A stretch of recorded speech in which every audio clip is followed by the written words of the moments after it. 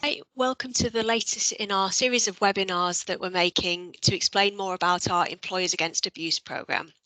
So today we're going to be covering two really important issues, burnout and vicarious trauma. So we're going to be talking about what they are, how they might impact in the workplace, and why it's so important to be aware of them. Thanks, Vicky. Yes, hello everyone. I'm Maxted. I'm the Chief Executive of the Survivors Trust. Thanks, Faye. Linda? Hello there everyone, and my name is Linda Lewis and I'm the Training and Development Manager for the Survivors Trust. Cheers. And I'm Vicky Robinson and I'm the Operational Support Manager here at the Survivors Trust. So first question, what is burnout? Yeah. Okay, thank you very much. People often get confused between burnout and stress.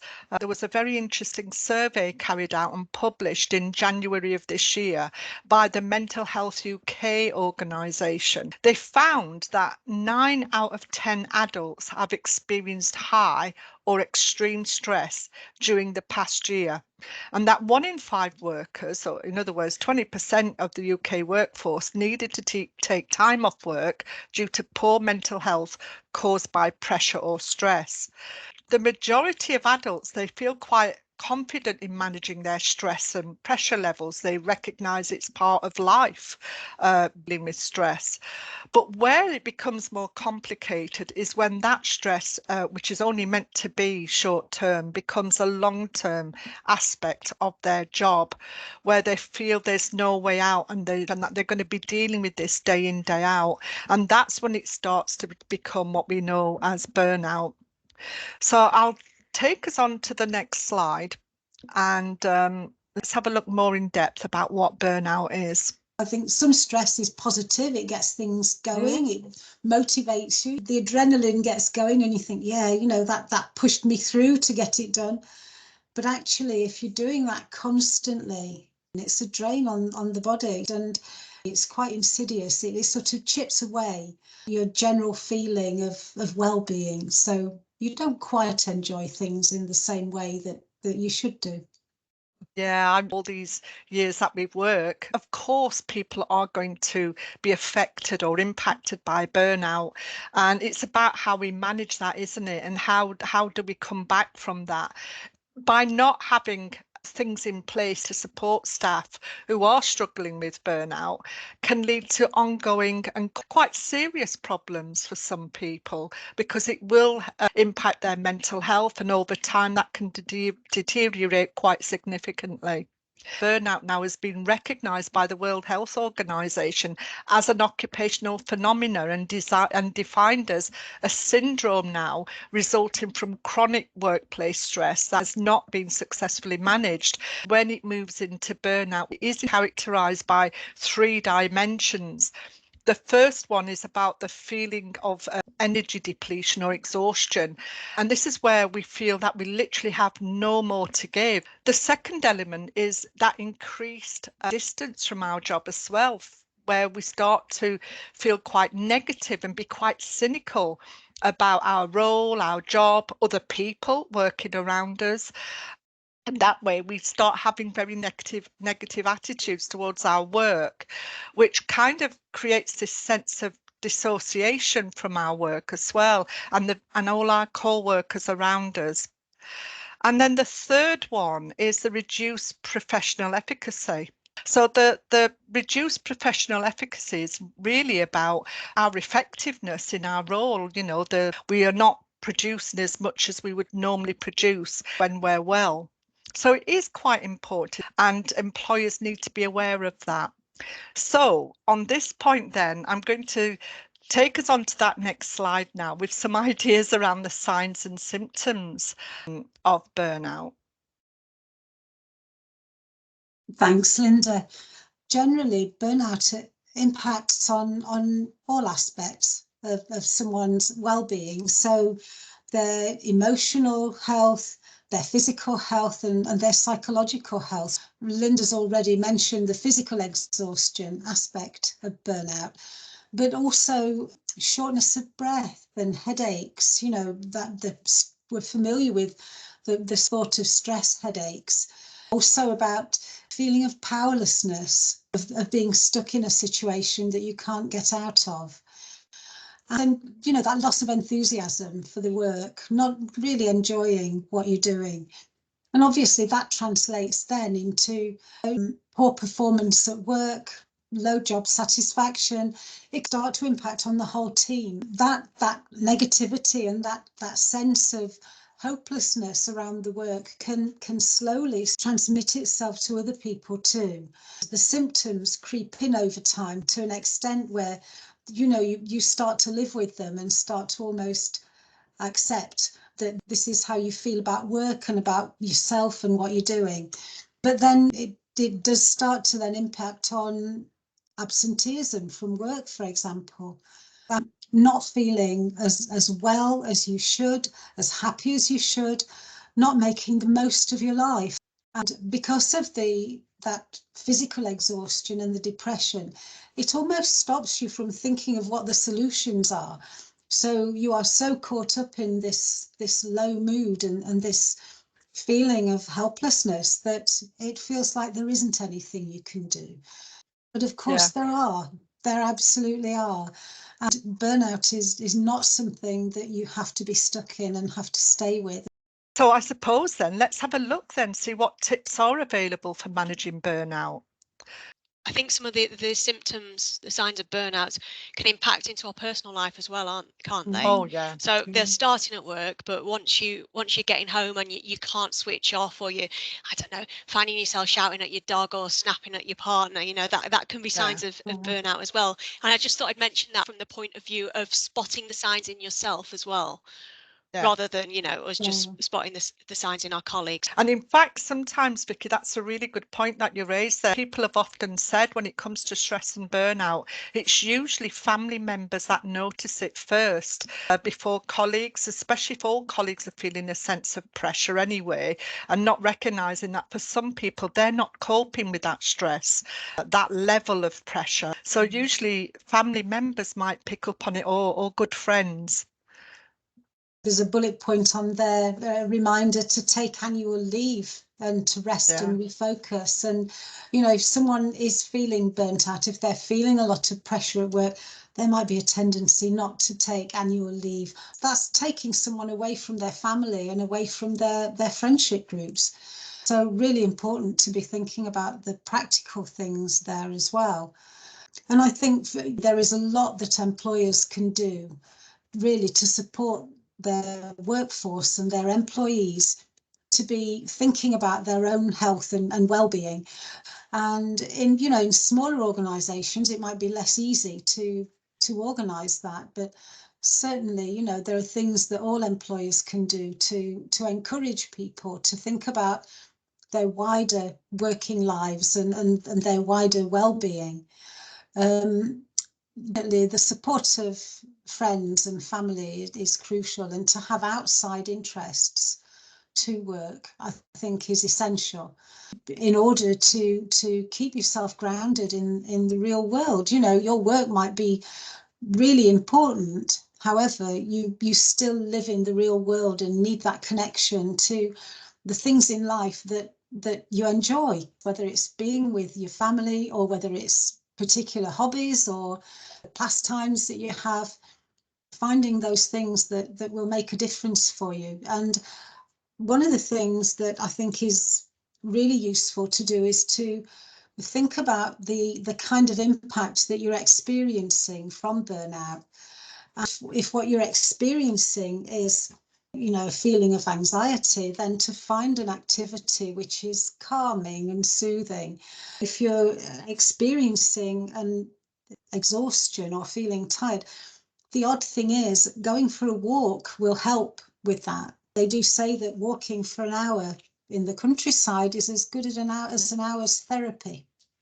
So Absolutely. get out there and get moving if you can, and give yourself that really good break from work. I would just add as well, I think for anybody who's feeling quite high levels of distress about burnout. I think it's important people also seek help from their GP and not to be afraid to do that. Like I said, and you said yourself, it creeps upon you, and before you know it, you're trapped in this thick mindset where you can't stop. You've got to keep just going, and you're actually not seeing the bigger picture because you get lost in it. And I think it's important that we're compassionate to our peers, our colleagues, and we support them to seek the help that they might need. And the other thing, of course, most agencies have an employee assistance programs, so we'll already have some kind of internal structure set up to meet the needs of anybody who's struggling. And of course, like you said, people might be able to access professional therapy for some of these issues. Yeah, I think that there might be lots of people watching thinking, well, maybe one or two of those symptoms, but it's not that bad. I don't really need to do anything.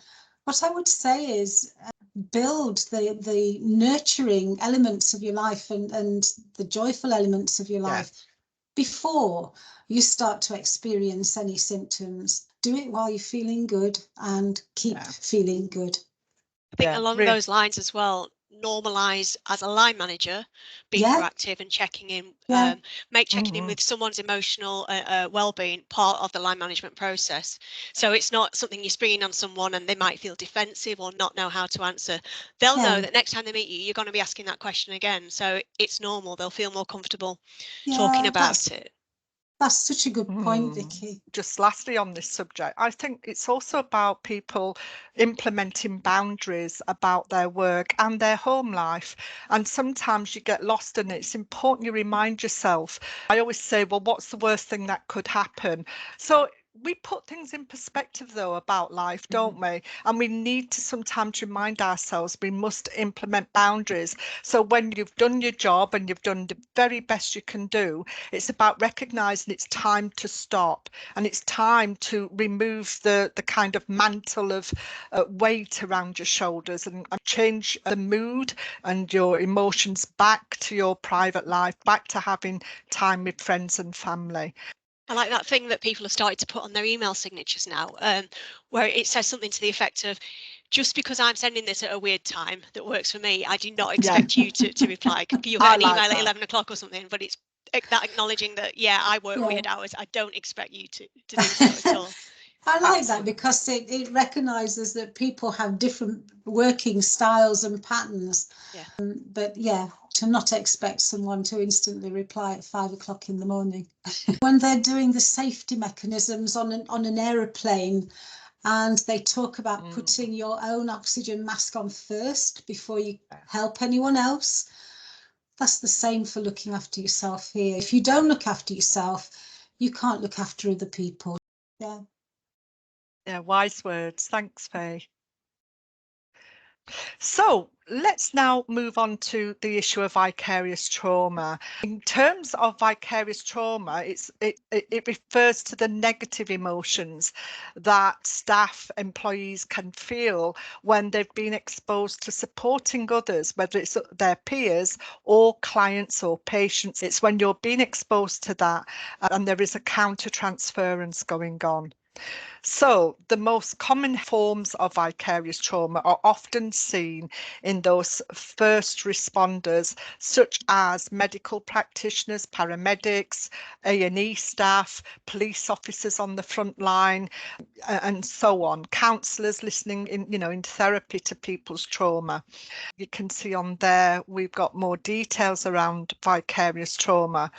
And as I've just mentioned, anybody who works around traumatised people can experience vicarious trauma. It's sometimes known as secondary trauma or insidious trauma, but it's also known as compassion fatigue. And so what we need to be thinking about is, how would we know if somebody's struggling with vicarious trauma? So as you can see there, there's a number of symptoms, and again, these are non-exhaustive symptoms, but some of the most common themes we see.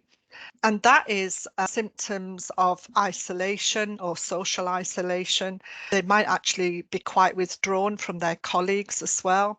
Levels of anxiety or physical ailments. They might talk about having trouble sleeping. People might notice that a colleague is having difficulty managing their emotions. So you see a change in that and a change in other general behaviour. They might be struggling to make good decisions as well. And you'll also see that sense of a loss of meaning and hope with their life. And this can become quite serious. And again, it certainly needs a great deal of attention in thinking about your policies and practices to support anybody with issues relating to vicarious trauma. Okay, so remember then, vicarious trauma in a nutshell. It's about a countertransference, which is stimulated by the exposure of a trauma of another person. And it can affect how we think, how we feel, and how we behave. Vicarious trauma, it's as serious as direct trauma. Okay, so even though it's a second-hand form of trauma, we need to really be alert to it and aware of it. This is one of the reasons why we ask employers to think really carefully about who they put forward to for this training, isn't it? Because we've said this before, I know, in other webinars, but it's not for everyone. Oh. People will be potentially hearing about disclosures of sexual violence or domestic abuse. They'll be seeing the emotional impact on their colleagues, and not everyone can deal with that, which is fair enough. It's something to be aware of when choosing who might be a good support ambassador. Yeah, I agree. When I used to manage frontline services and being responsible for the staff who were working and in contact with traumatized people on a daily basis, you recognize the responsibility of the employers and managers in making sure you do safeguard your staff or volunteers, because it is serious. The most passionate people who want to make change and work hard and are committed can acquire vicarious trauma. It is nothing to be ashamed of, nothing to be embarrassed about. There should never be a stigma associated with vicarious trauma, as there shouldn't be a stigma associated with burnout, which we've talked about earlier. These are things that people acquire because of the nature of the work that they're doing.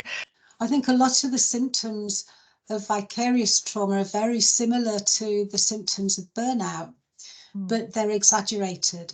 And because the symptoms of burnout haven't been tackled by someone, and then they become entrenched and worsen over time. And so you do end up with then feeling incredibly anxious, very depressed, having all of the other symptoms around not sleeping, not eating properly, probably isolating yourself and feeling isolated from work colleagues as well. Then once it becomes entrenched and turns into vicarious trauma, then you need to really take some serious action to really support someone's return to well-being. Yeah, really good point, Faye. Often you'll see signs where people leave their work and they're thinking of a particular client that they've heard a disclosure of a particularly challenging trauma, and they can't forget about it. They can't remove that thought process. They lie awake worrying or thinking about that client and wondering, could I have done more? I hope they're okay. But this can become really serious and very troubling, because people do not want to be thinking of trauma and don't want to be taking on that mantle of other people's trauma. And of course, you're very vulnerable, aren't you, in life, when you've already got other things going on that can just exacerbate the problem. So as you know, I'm sure everybody's aware that if you've experienced any kind of lived experience of trauma, because there's many various types of trauma, not just the sexual and domestic abuse, aligning that with the work you're doing as well, that can be just a feeling of overwhelm. So, well, let's have a look then at the next slide about what can be done to help people with vicarious trauma. Yeah, I think for those workplaces where vicarious trauma is a risk and it's been identified that it is a risk, then I think there has to be a really proactive approach from employers which acknowledges the risk and then supports staff to understand that, providing training like this around what is burnout, what is vicarious trauma, and what can you do to look after yourself, and also to look out for your colleagues as well. And that includes having policies and processes in place that support a working environment where there is an understanding that there is a risk of burnout or vicarious trauma, and staff are prepared and ready to do something to make sure that they're looking after themselves and building into their lives the kind of activities and approaches that will keep them healthy and well. Even the basics, making sure that you're eating and sleeping and getting some exercise every day, because if someone starts going into a depression, then they're things that often go by the wayside. So taking care of the basics is really, really important. And I think, for employers to encourage good self-care and to give opportunities for self-care, again, really important, whether that's having a social group for staff or providing facilities that staff can use. It all creates that environment that encourages people to think about their own health and their own well-being and things they can do to support that. And again, it's not a slant on anybody's ability to do their job. It's about being self-aware and reviewing and being reflective in your practice, and talking to people rather than hiding it away and pretending to be tough. So yeah, it is really serious. If it, especially if it's left uncared for, and we need to take it seriously. And there's lots of things employers can do to help. You, Faye and Vicky, I know you're very aware of the psychosocial safety climate, or a PSC as it's known. And that's really about introducing a climate of safety at work. And that means this kind of umbrella, really, an overarching umbrella around your organisation, which makes it feel safe and okay to come and talk, where people can open up, where there will be a compassionate response. If you have that kind of culture of a critical response, people are not going to open up, and that's when it can become more sinister. So having that psychosocial safety climate and making sure we're encouraging to self-care in our practices, where we've got opportunities to access supervision, clinical supervision, and positive good line management, where we can have opportunities to debrief sometimes with our peers, can make such a big difference. Yeah, I think just to pick up on the opportunities for staff to debrief in particular, I think that's really valuable, because you're taking staff away from their day job, as it were, and you are asking them specifically to reflect on whatever they've been doing that might cause that vicarious trauma. You're acknowledging that what they're having to deal with or work with, or who they're having to talk to, it is challenging and does require a little bit more reflection. And by kind of almost forcing someone to reflect in that way, that can be really helpful. It's something they might not normally do. They just carry on, they put it to the back of the mind, but you're asking them to actually know, this happened, how did it make you feel? How did you deal with it? What else could you do, or how else could we support you? It can take 5 minutes, but it's different, and it makes that difference. And I think as well, for employers, there is a risk to not doing this, a risk to not looking after staff, because you might lose good experienced staff. The environment or the work atmosphere might not be as happy or as productive as it could be. The things that are listed here on this slide don't need to be expensive. It's not expensive to include in line management a question about how you're feeling. So it makes good sense for employers to really pick up on this and make the changes that are needed, or to reinforce what's already there, and make sure that, you talk about having an open door policy, but it doesn't just need to be an open door, it needs to be a question as well. And that might be all it needs for someone then to reach out and make a difference for themselves.